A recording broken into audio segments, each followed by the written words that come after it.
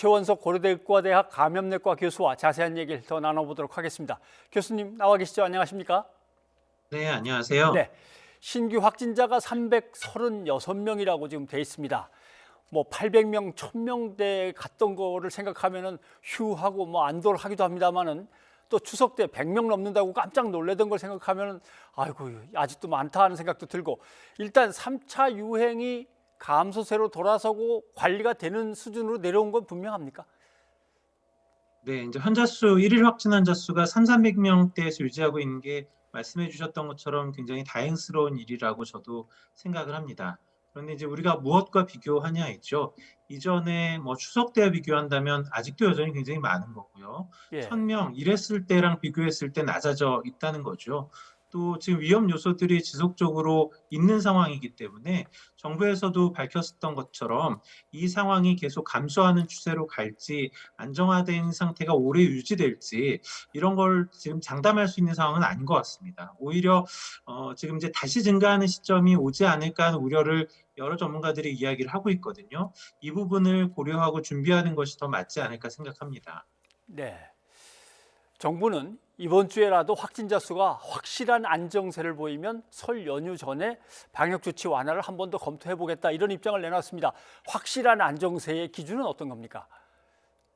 네, 뭐 일일 확진 환자가 한 명도 발생하지 않으면 제일 좋겠죠. 그런데 그런 상황이 오지는 않을 겁니다. 어느 정도의 수준을 고려할 것인지 이건 이제 정부의 결정에 따를 수밖에 없을 텐데요. 예. 이전에 정부에서 발표했던 내용을 종합적으로 좀 보면 일평균 확진 환자 수가 한 300명대만 유지되더라도 어느 정도 지금 겨울철이나 지금의 상황을 생각해서는 안정적인 상태로 이제 판단하지 않을까 하는 생각을 좀 하고 있습니다.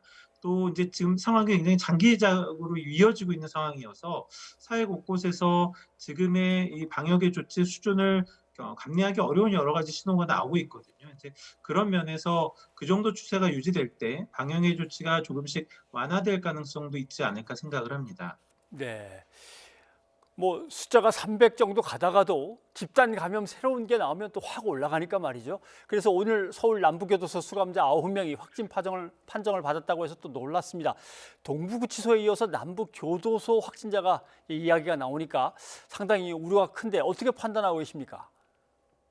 네, 이제 저희가 이전에 동부구치소에서 워낙 큰 규모의 집단병을 경험했었기 때문에 이번에도 혹시 그런 상황으로 이어지지 않을까 우려가 있습니다. 네. 또 뭐 교도소나 뭐 이런 이 구치소와 같은 상황이 그 내에서 다수가 장기간 반복해서 만나는 상황이기 때문에 환자의 인지 시점이 늦어지면 당연히 그 이후에 많은 환자가 추가로 발견되는 상황으로 이어질 수 있거든요.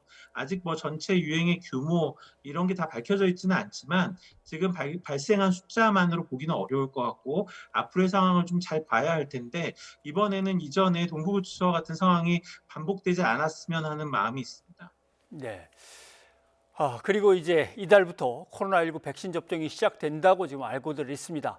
우리가 이제 계약해서 들여오는 거는 5종류라고 알고 있는데, 파이자, 아스트라제네카, 지금 파이자부터 시작을 하는 거는 그대로 맞습니까?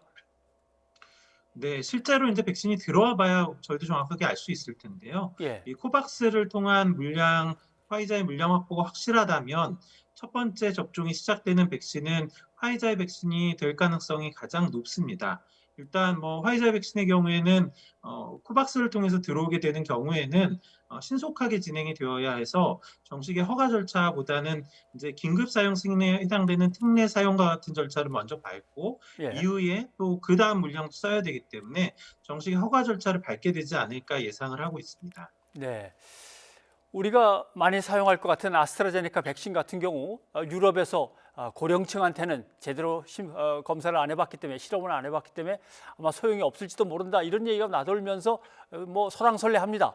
유럽 국가마다 서로 다른 조치를 내리고 있는 상황인데, 교수님 보시기에는 이 고령층을 접종으로 대상했을 때 어떻게 보십니까? 네, 이제 말씀해 주셨던 것처럼 유럽의 전체적인 큰 규모의 규제 기구인 EMA에서는 고령층을 따로 분리하지 않고 했고 승인을 하였고요. 영국도 마찬가지였고 독일이나 프랑스 같은 곳에서는 이제 개별적인 판단에 따라서 젊은 층에 국한해서 사용하려고 하는 것으로 보입니다.